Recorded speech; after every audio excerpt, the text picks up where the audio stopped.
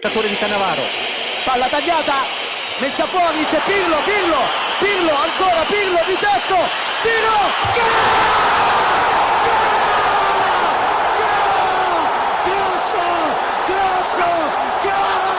gol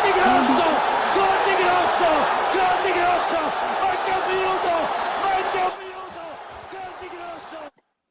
On a day that was supposed to be a celebration of 18 years ago of one of the best Calcio moments in Germany, where we'll start off positive on this podcast here with Adreano, the Calcio Guys, and Nicholas, but we'll turn a lot more negative later. So let's celebrate this moment from 18 years ago, because at this point it's the only thing we got going in Germany. First of all, Adri, how you doing? Doing good, man. Happy to be back. Was a bit on a little bit hiatus, I guess. I wanted to try to be more involved in the podcast while being on vacation back home in the motherland, but unfortunately it wasn't the case. But yeah, man, happy to be back. Unfortunately, not on the best terms, but yeah, just I guess that intro maybe kind of eased the pain a bit, from what we're going to be talking about in the episode today. But before anything, we just want to wish happy 4th of July to all our American friends, family, listeners. Hope you enjoyed the day. And yeah, just happy to be back. Happy belated Canada Day as well. Let's put it that way. But yeah, 18 years ago today was that semifinal against Germany in Dortmund. Adrian, I don't know if you remember, we watched that game together. And I think you had to leave after 90 minutes before extra time because it was dinner time. Your mom came to pick you up. I was a bit disappointed that we couldn't watch extra time together. Extra time comes along and at least scores with 2 goals. Where everyone's celebrating. One thing I remember from that day, it was a massive rainstorm. There was a big storm that came along in the evening, just one of those typical summer storms. And, I'll be honest, I don't remember the goals as much, but I remember just the day. Like, I remember the weather. I remember celebrating afterwards. Obviously, I remember more the Del Piero goal, being happy for Del Piero because he was one of the players that I actually knew of before the tournament, because I had his Juve shirt.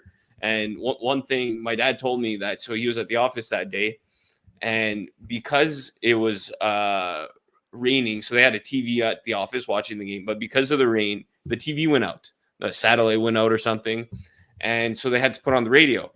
So after Grosso's goal, they're listening on the radio, and he hears Podolski, and then there's a 30-second pause, and then he hears goal.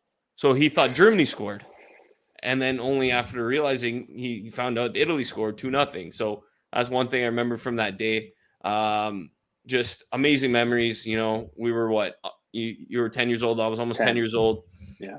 Just core memories, right, Adriano? I remember so much of that tournament so vividly, even though it's 18 years ago.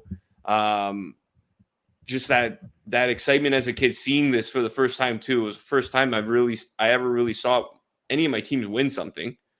And those 2 goals in Dortmund, for me, they're as big as anything from the final. Obviously, the Grosso's goal from the final tops in the shootout, tops everything. But everything else was just fantastic from that game alone. And if you will look back on that game, Adri, it's an amazing soccer game. Even if you watch the final, it's amazing. 2 talented teams going at it, pure tactics, pure defending, just classic. Obviously, nostalgia has a factor here, but even if you take nostalgia away, these are fantastic soccer games. Oh, absolutely. I mean, like you said, that tournament pretty much kicked it off for us in terms of our cultural fandom. I mean, obviously, you kind of remember a bit of 02, 04. We were still pretty young. 2000, yeah, we're 4 years old. So, but in terms of 06, I think that's, like we said, like we watched pretty much every game together. It really kicked off, like I said, the fandom of this beautiful game, and really supporting Italy, at its core. So, all the moments, a lot of people say, the semifinal was better than the final, just with the atmosphere, the highs, the lows, the ending. Obviously, the ending of the final is what we really wanted, and we end up getting. But Gol di Grosso, you hear that even all these years later, and it brings you right back to July 4th, 2006. So it's crazy that it's already 18 years ago. I guess that means that we're getting a bit older, but nevertheless, it was just magical moments that unfortunately we're far away from in today's national team. But just like we said, just the honking, the waving of the Italian flag in our area, just watching the games together, in your basement, on the carpeted floor, scrapes and on your knees when you're sliding on that floor. It's these things when you're a kid that you cherish for the rest of your life. And we always say, man, these moments are like some of the best times of our lives. So especially as Calcio fans. So it's funny how we have to every year kind of like bring it up again, because it brings us back to a happy time. But we hope one day and to kind of relive these memories kind of once again, but as adults, and hopefully we don't have to wait too much longer. Yeah, and obviously seeing them win the Euros 3 years ago was special. Like you said, we're adults. We understand more. We knew more. We remember more. True. But nothing beats the World Cup. No. And even winning 3 years ago, I was obviously very, very, very happy. But I think one thing I said on this podcast is they have to go out and win the World Cup now. I want another World Cup. I want that fifth star. I want to create even new memories. And the fact that Italy hasn't even played in a knockout game in the World Cup since 2006 makes everything even crazier. Yeah. Like, man, that's nuts. They've won one single game at a World Cup since then, and that was against England in the opening game of 2014. Yeah. That's insane. They've had so much success in the Euros, going to the final once since then, winning another time. Or sorry, technically, okay, they went to 2 finals and won one of them. But, man, 2026, Italy's got to qualify. They've got to qualify. They got to get there first. But let's focus on the present, Adri. Failure. I guess that's the best way to put Italy's performance at Euro 2024. Knockout in the round of 16 versus Switzerland. They won the first game against Albania, lost the second game against Spain, tied third game against Croatia, thanks to a 95th minute goal from Zaccagni. And then the knockout punch, Switzerland 2-0. Can't say I was surprised by the result. I knew the whole time that Switzerland had a chance to win. This wasn't a pushover game, but obviously very disappointed. More disappointed in the way they played, which they just stunk up the place. And to do it on the pitch, the same pitch that Italy won the World Cup 18 years ago, it's almost an embarrassment to those players who gave their hearts 18 years ago.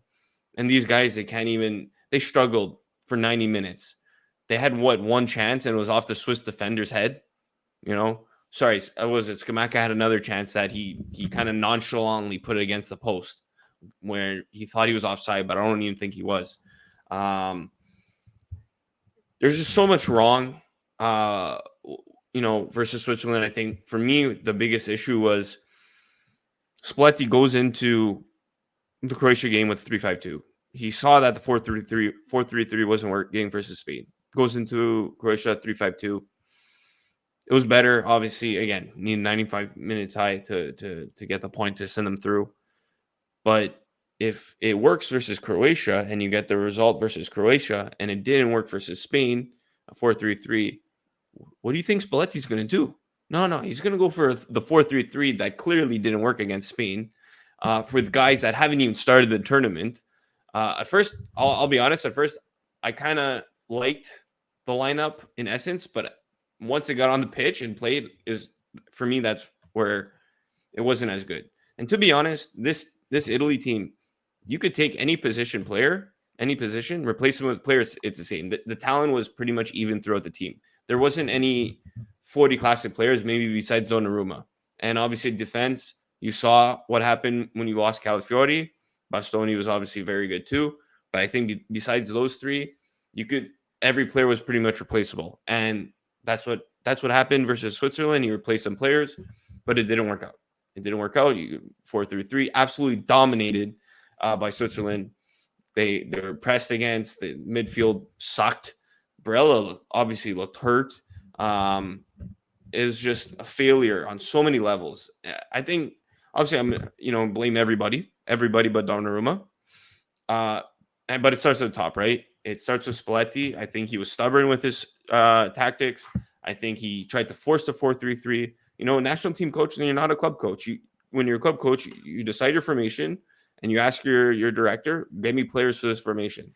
When you're a national team coach, the FIGC comes to you, says, this is the list of players that are available to play for Italy. Make your best team.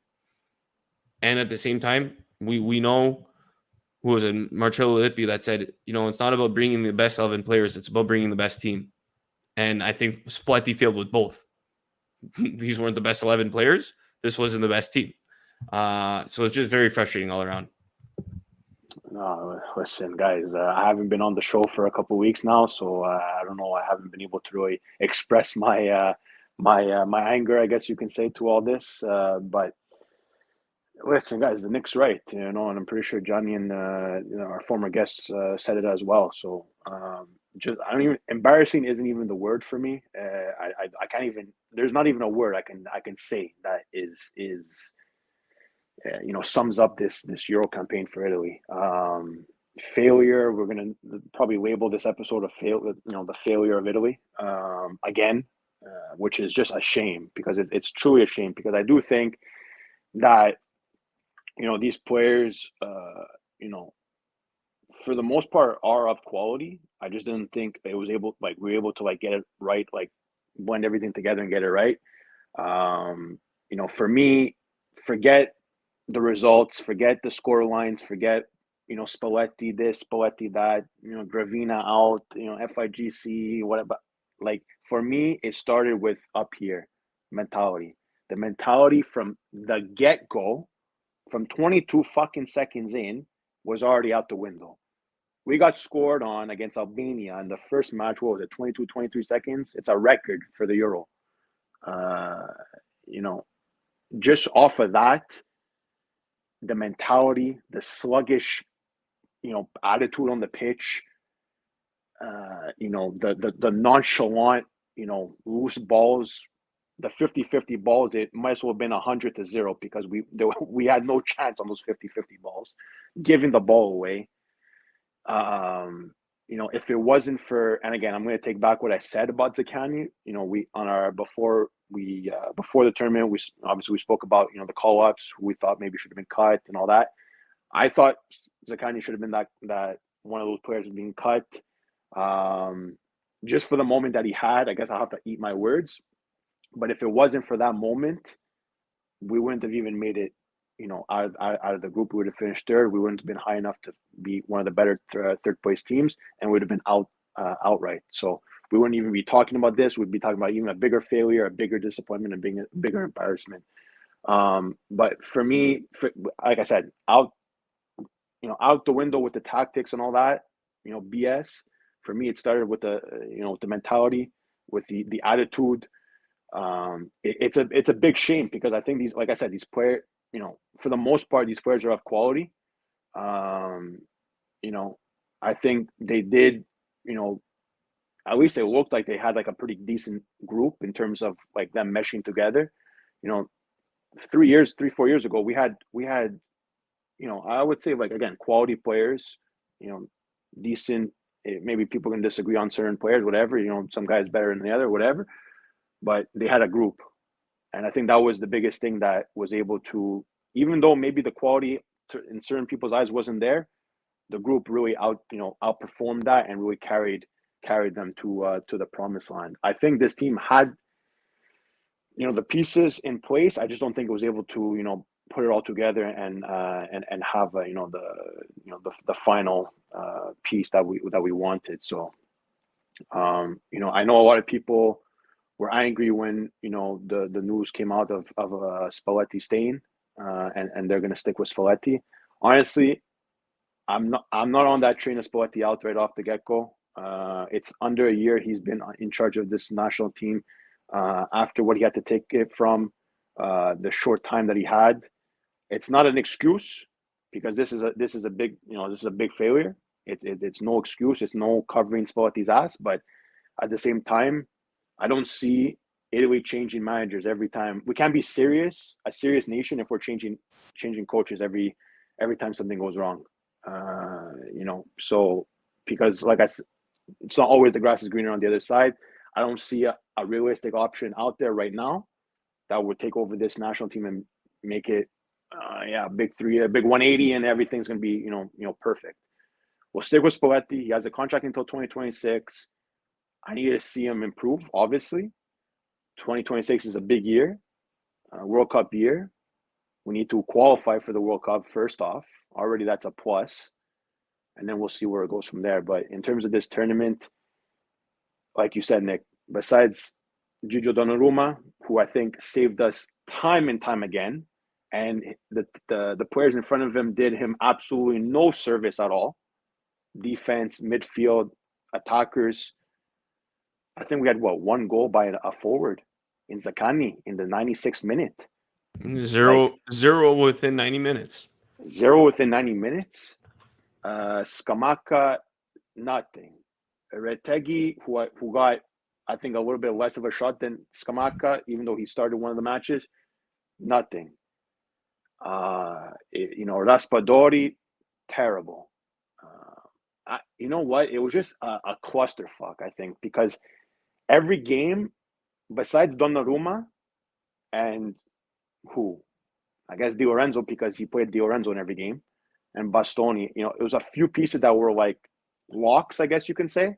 But every game, it was a different lineup. We had no consistency, no nothing. It was always changing. Everything changed every game. I get it. It shows that you're able to adapt and change and whatnot.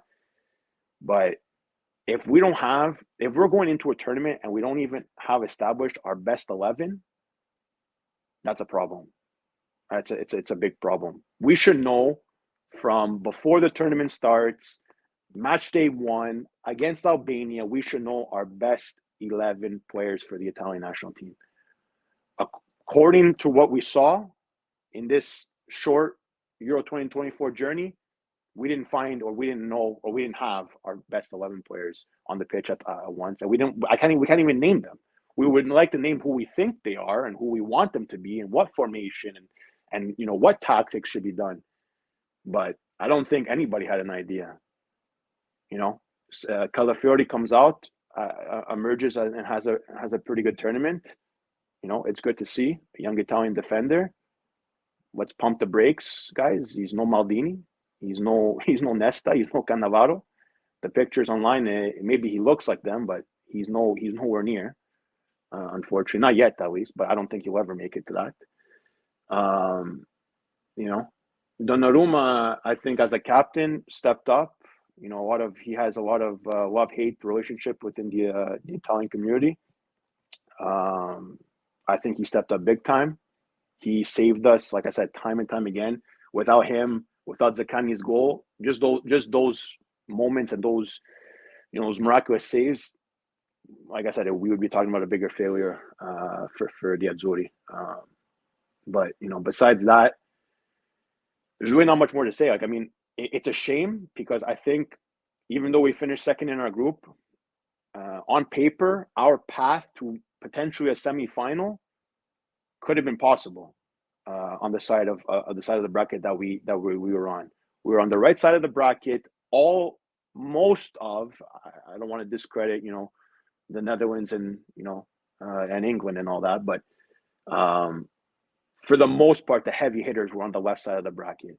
The Spains, the Germanys, the Portugals, the Frances of the world. So, it's an opportunity missed, I think, in terms of just that alone. If we would have had anywhere near some cohesiveness, some consistency, like I said, I had predicted, a semifinal finish. I think it could have been possible if everything was put right together. Unfortunately, that's not the case. We're talking, after a disappointing exit to the tournament, in kind of an angrily state, which is a shame because, like I said, I think more could have been possible in this tournament. But I hope with this failure, they learn from it. These players, A lot of them will be sticking around. I think there's still a young core. There's still young guys to incorporate into this national team. Going forward, Spalletti's still going to be at the helm. Gigi Buffon is still going to have his role, and the coaching staff is going to be what it's going to be. At the end of the day, I don't think anybody performed. And like you said, Nick, I think the blame is not only on one singular thing. People are going to say, oh, yeah, the FIGC, they're backward. Guys, we know they're backwards. We've been saying they're backwards for how fucking long. That hasn't changed. We know. We get it. What has changed is the managers, and what has changed is the players over the years. Unfortunately, in this tournament, not the coach or the players were able to get onto the same page and produce like we know they could have. Di Marco, hell of a player for Inter this season, shadow of himself. Donnarumma, I don't know what type of season he had for PSG. I know he gets a lot of flack. He had a hell of a tournament. Scamacca, not the best start, had a great finish to the year. Europa League champion, a ghost.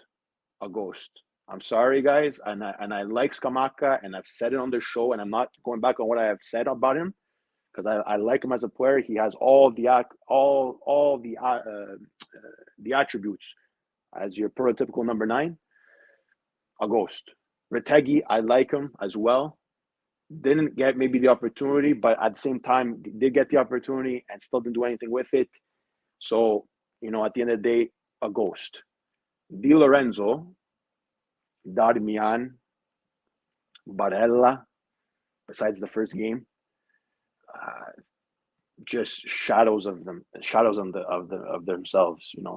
Di Lorenzo 2 years ago, Scudetto winning champion as a captain for Napoli, hell of a year. And I've always liked Di Lorenzo. This season, not the best season. This Euro, I'm sorry, terrible. Just terrible. Darmian, oh yeah, guys, people were calling for Darmian to get into the mix. For what? What did he do better than Di Lorenzo did, and what anybody else did? Nothing. Like, he was terrible. Cristante, terrible. Guys, the list goes on. Everybody was just terrible. It's besides the aura of Calafiori, like I said, and Gigio Donnarumma, who else was a positive on this? It's hard to name any other positives. Did I know you say anything about Chiesa? Average. I was gonna get to him. Chiesa. For me, he had average. Yeah, not the Chiesa that we know, but he was not, in my opinion.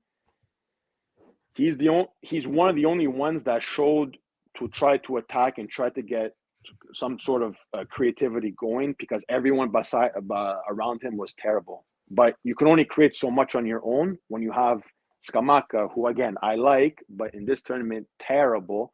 Was he ever in the right place? Was he ever available for a pass? The crosses that were coming in, he's 6'5", guys. That means the crosses that we were putting in couldn't reach his head at 6'5". They were going over his head, and they were touching Di Marco, or they were touching Di Lorenzo on the wing back position. Just terrible. I'm not gonna go crazy on Chiesa, because I think out of the attackers, he had the most, I guess, the best of the shit, if that makes any sense. He had the best performances out of all the shitty performances that were shown on display. But we need more from these types of players, guys. These players are like I said, I think they are of quality. No, I don't think we have any 40 class, like we've said. People are going to argue maybe the Donnarumma is in that category as a keeper. Okay, fine, we can say that. But this is in 2021 or 2020, 2021 Chiesa. In this tournament, we didn't see that. No, we didn't see. In my opinion, we didn't see Bastoni, Barella, Di Marco, Darmian, Inter on this Azzurri squad. We didn't see that. The season that they had for Inter, phenomenal. Chapeau. Okay, yeah, it's the Snakes, but yeah, we'll give them their flowers. They deserved everything that they deserved this year. but they didn't perform like that for the Azzurri. Not in my eyes, at least. And for me, I don't even know why DiMarco was on the bench. He benched DiMarco. Like, again, maybe he had a bonehead mistake. Okay, in the Albania game, he didn't play up to his standard. But I'm pretty sure he's better than fucking Darmian on the left back position. At least he gives some sort of a threat, DiMarco, with that left foot. He can put in a ball. He can take a shot. Just, guys, I think it was, like I said, a mess, a clusterfuck from the get-go. Nobody was on the same page. Change of formation every game. Change of lineup every game. We didn't know if we were coming or going. The mentality was terrible. Guys, these players were wearing the Azzurri blue shirt. It looked like they were playing, I don't know, pickup here in Montreal. It was crazy. The amount of how can I say this? The amount of weight this shirt has, it showed that these players weren't able to wear this shirt, because this shirt, like I said, weighs a lot. Many legends have worn it. Many moments have happened in it, as we open the show with. It shows that either A, these guys don't have any balls, or B, they weren't prepared, or C, they're just not of quality. I guess we'll have to let everybody decide what is what. But yeah, just frustration, embarrassing, failure, to sum it all up. Yeah, I have like three things to say after all that. One thing, Chiesa was played on the right side. He's been playing on the left side for Juve for the past 3 years. I know he played on the right side in 2021. He also had a proper knee in 2021. Chiesa, after his injury, we've said it time and time again, is not the same Chiesa. Put him on the left side. He's a left winger. Some guy named Orsolini was left at home as a right winger. There was no proper right winger on this team. Heck, you could have brought in Bernardeschi and he could have fit into this team better than some other guys. If you're going to go for a 4-3-3, you need a proper left winger. You need a proper right winger. What are you doing forcing Chiesa on the other side? He just doesn't have that same explosiveness to be versatile from all over the pitch. So if he's going to stay in this team moving forward, and Spalletti wants a 4-3-3, Chiesa has to play on the left side. He has to understand this is not 2021 Chiesa. Another thing is Spalletti. Adrian, I posted some stats on Twitter. His record with Italy is pretty sad. It's 14 games, 7 wins, 4 draws, 3 losses. Some guy named Gianpiero Ventura, 16 games, 9 wins, 4 draws, 3 losses. So the difference is two extra games for Ventura, 2 extra wins for Ventura. Spalletti is just a good-looking Ventura. That's all he is. The ideas, or rather lack of ideas, reminded me of that period with Ventura. How many years ago now? 7 years ago? Jesus Christ, 7 years ago. Wow. Damn. And it's almost like you think back to that Sweden game with Ventura, De Rossi telling him to put on Insigne because they need goals. It almost feels like maybe some of the same conversations were happening against Switzerland, where some of the substitutions made didn't make sense. Starting formations just didn't make sense. It just, a lot of it just didn't make sense, and it's frustrating. But I will give Spalletti the benefit of the doubt here, in that he's been coached for less than a year. One thing the FIGC made a mistake of was keeping Mancini too long. Yeah. I love Mancini. I respect Mancini. I thank him for, all that he did from 2018 to 2021, winning the Euros, that amazing streak. But after they won the Euros, he too became stubborn. He stuck with the same guys. He stuck with the same formation. And that's why they didn't make the World Cup. The FIGC's mistake was not firing him after missing out on the World Cup. They let him stay on for the year, and then he leaves in the middle of the qualification cycle, and Spalletti comes. Okay, he finishes the qualification cycle just, eh? He's back to comparing Ventura and Spalletti. Ventura finished second in the qualification group that involves Spain. For we knew Italy was going to finish second in that group. We knew they were going to have to go through the playoffs. And that's what happened. Ultimately, where they failed was in those 2 games against Sweden. For Spalletti, he got lucky because you finish second in the group, you still qualify. Simple as that. And that's what happened. And they finished the same amount of points as Ukraine at 14, and they qualified because they won 1 game versus Ukraine. So, if this was a World Cup qualification cycle, Italy would have just simply had to go through another playoffs, finishing in second place. But again, the fact that he had less than a year to prepare, it goes back to your point, like, who's your starting 11? One thing with Mancini, you could look back on starting 11 during the qualification campaign for Euro 2020, and it's very similar to the starting 11 in the final of Euro 2020. That those core of players were there. That 4-3-3 was there. Spalletti didn't have that. Yeah. So, part of it is on just time. Part of it is on Spalletti of not, grabbing the bull by the horn and coming up with that team. So for me, that's what's frustrating. At this point, it's clear that he's going to stay on. Yeah, they announced it. They said it. It's already done and dusted. We already know. So we could kick and scream and complain about him, but it's a fresh cycle now. There's Nations League coming up. There's 6 games against France, Belgium, and Israel, with the fall international break, so September, October, November, and then next March, depending on their Nations League results, the World Cup qualification could start already. So for me, honestly, these games coming up in Nations League, they're important, straight up. I want to see success. Maybe in the past we could have, been a bit lighter on Nations League, especially in the group stage in terms of importance. But for me, this is important. This is important to get results, get a team identity going, get guys going, and first of all, make it out of the group. Finish first in the group, because if you finish first, you're at least guaranteed of a playoff spot in World Cup qualification. So you're at least giving yourself that safety buffer, net in case they don't finish first or top 2 in the group. I forget how the groups are going to work for the qualification. So finish first in that group.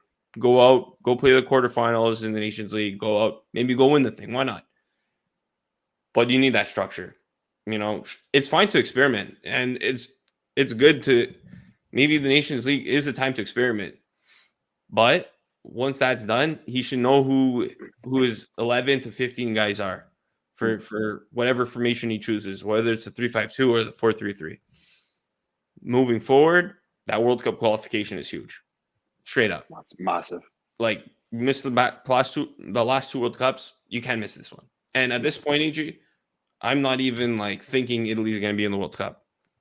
Go through the qualification first, do the qualification, and then we'll talk. Because it's sad. It's sad that we've missed the last 2 World Cups.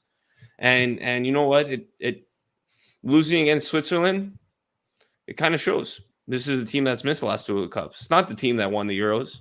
It really isn't. 9 of the 26 guys were on only 9 of the 26 guys were even on this team. Out of the starting 11 from the final against England, there was Donnarumma, Di Lorenzo, Barella, Jorginho, Chiesa. That's 5 guys who are still on the team. It's crazy. It's a different team. Again, thanks again for the memories in 2021, but I think they held on to those memories a bit too long. We're not holding on to the memories as fans. As fans, yeah. As soon as the page, the page. We saw that, right, in the qualifiers against Switzerland, and right after, where Jorginho misses the penalty, 2 penalties. It's frustrating. It feels like that Euro win has been the best thing to happen to them and the worst thing, because this team is so up and down. And Adrian, we've been doing this podcast almost 6 years. We've seen them miss a World Cup and win a Euros. You can't get more up and down than that.